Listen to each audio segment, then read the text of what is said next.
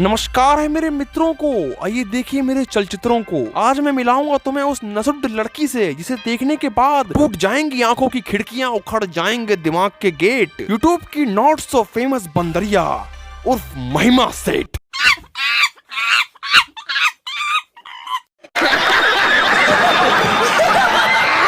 अब तुम में से कुछ लोग कहेंगे कि भाई मैं इसे क्यों रोस्ट कर रहा हूँ। देखो यहाँ बेसिकली रीजन ये है कि इसे बहुत ज्यादा दिक्कत है लड़कों से, उनके परिवार वालों से, उनकी हरकतों से, वो भी फालतू की दिक्कतें।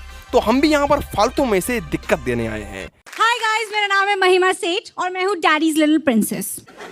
अब यहाँ पर मैं थोड़ा कंफ्यूज हो रहा हूँ क्योंकि कई सारी लड़कियाँ एक स्पेसिफिक टाइम पे अपने बॉयफ्रेंड को भी डैडी शब्द से प्रोनाउंस करती हैं, और डैडी तो डैडी होते ही हैं। तो किस डैडी की प्रिंसेस हैं आप?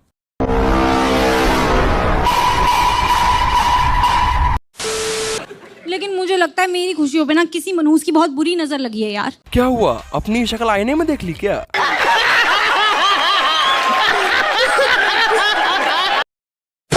इतनी फूटी किस्मत है कि इतनी सुंदर चेहरे के होने के बावजूद भी ना एक ढंग का लड़का नहीं मिलता। सारे लंगूर टकराते हैं मेरे को, बताओ। अब बंदरिया से लंगूर नहीं टकराएंगे तो क्या इंसान टकराएंगे? एक को तो मैं डेट कर रही थी, एक ढेले का भाव नहीं देता था मुझे, तो मैंने भी ना उसे बोल दिया कि जा रही हूं मैं मरने के लिए। फटाफट उसका फोन आ गया। मैंने कहा अब आया ना लाइन पे, पता क्या कहता है, हेलो बेबी, जाती हो तो जाओ लेकिन चैट डिलीट करती जाना। कोई सेंस है इस बात की? इस बात का कोई सेंस है ही नहीं, तुम चाहे कितना ही ढूंढ लो। लिटरली यहाँ बात यह है कि फोन इस्तेमाल करना नहीं आता है। अरे ब्लॉक मारो, डिलीट मारो, और तुम्हारे पास भी ऑप्शन होता है कि तुम सामने वाले की चैट भी डिलीट कर सकते हो या हाइड मार सकते हो।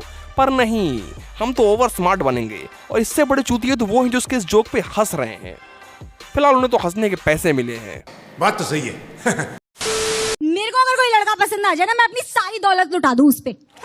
अब चावड़ी बाजार में भी डिस्काउंट मांगने वाले और गले में घर की सेफ्टी पिन को लॉकेट समझ के पहनने वाले मम्मी के दिए हुए ऑटो रिक्शा के पैसे को अपनी दौलत मानते होंगे, उसमें कोई बुराई थोड़ी है।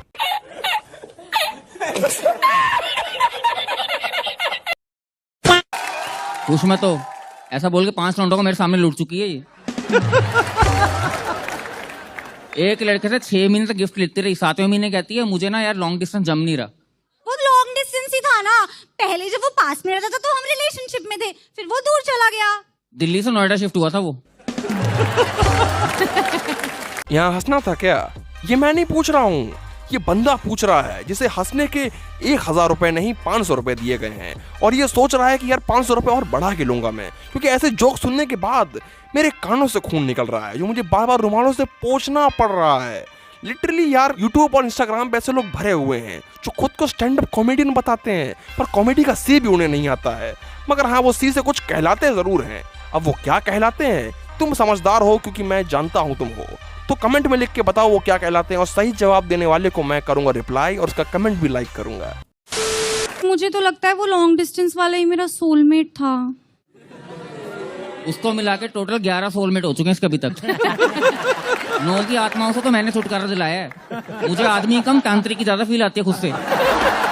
देखो यार, इस जोक पे हम लोगों को बिलीव कर लेना चाहिए, क्योंकि यार ये रियलिटी हो सकती है। अब पूछो कैसे? अब एक लड़की जो फिल्टर लगाकर हूर लगती है, जब वो सामने आके लंगूर लगे तो भाई दिल का दौरा पड़ना लाजमी है, और कई तो अपनी नस काट लेंगे उसी वक्त। तो ये जोक असली हो सकता है, पर ये चूतिया तांत्रिक बिल्कुल नहीं हो सकता, क्योंकि ये शक्ल से गंजेड़ी लग रहा है। यार मैं लड़कों से एक बात पूछना चाहती हूँ, ये जो तुम 2 मोजे पहन के चुपी सी शक्ल लेके 5 सेकंड में किसी भी फंक्शन पे जाने को तैयार हो जाते हो, और फिर हमारे सर पे चढ़ के नाचते हो जल्दी आओ, जल्दी आओ, लेट हो रहे। नहीं, इतनी जल्दी जाके वहां करना क्या है? तुम्हें वहां दरबान की नौकरी मिली है, उनके मेहमानों का स्वागत करना है या उन्हें ड्रिंक सर्व करनी है? बताओ। नहीं, हम वहां जाकर ये चेक करना चाहते हैं कि हमारी किस्मत झाटू है या तुम्हारे ऐसी दुनिया में और भी हैं। नहीं, वहां जल्दी जाके तुमने वैसे भी मुंह सड़ा के खड़ा होना है, क्योंकि किसी ने वहां तुम्हें पूछना नहीं है। हाँ, जैसे इसके स्वागत के लिए तो दूल्हा खुद साक्षात गेट पे आएगा ना। तुझे कोई नहीं पूछ रहा वहाँ पे।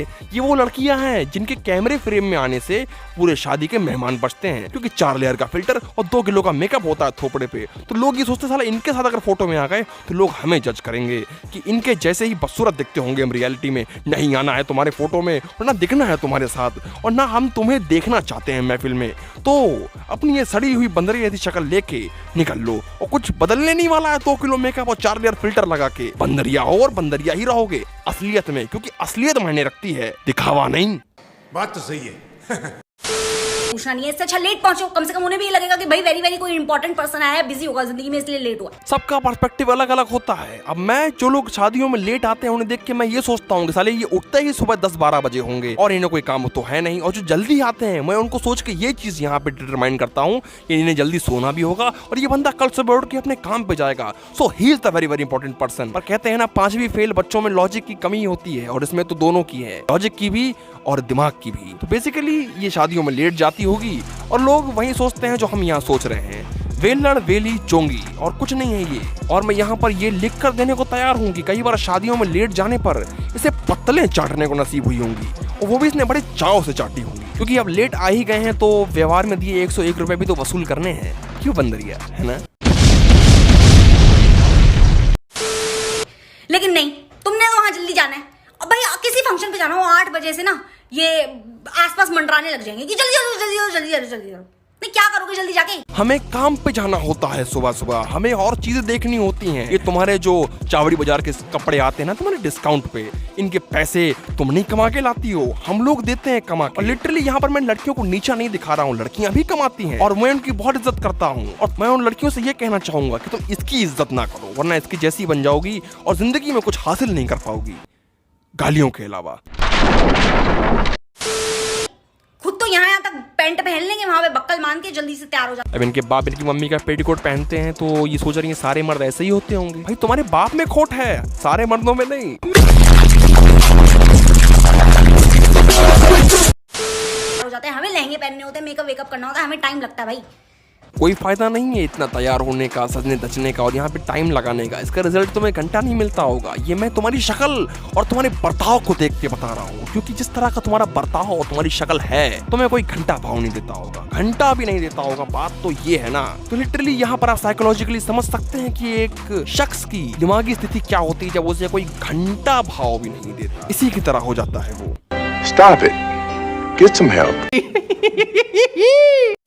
नहीं, वहां जाके शराबें पी के तुमने जमीन पे लेट के नाचना ही है तो वो तो 12 बजे के बाद भी हो सकता है। चुप हो जा 7वीं फेल, चुप हो जा। तुझे शायद पता नहीं है, ऑल ओवर इंडिया में ये रूल है कि 10 बजे के बाद डीजे नहीं बज सकता। अब तुम्हारा एरिया होगा चावड़ी बाजार का, वहाँ पे हो सकता है बजता हो और बाद में उनके पिछवाड़े पे भी बजते होंगे पुलिस के डंडे, जो तुमने सुने नहीं होंगे। तुम्हें लगता होगा डीजे बज रहा है, नहीं नहीं, तुम्हारे बाप और भैया बज रहे हैं वहाँ पर पुलिस की लाठियों से।